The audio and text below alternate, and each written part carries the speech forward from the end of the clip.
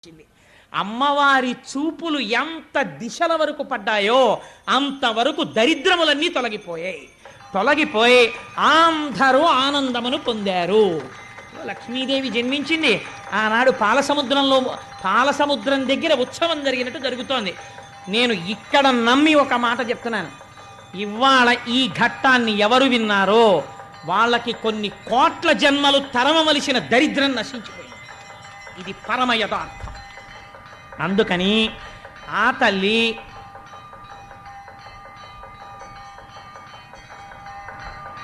ఒక్కసారి మీ అందరూ కూడా మానసికంగా అదిగో అక్కడ ఆ నీరాజనాన్ని తీసుకోండి, ఒక్కసారి అది కళ్ళకద్దుకుని నమస్కారం చేసుకోండి.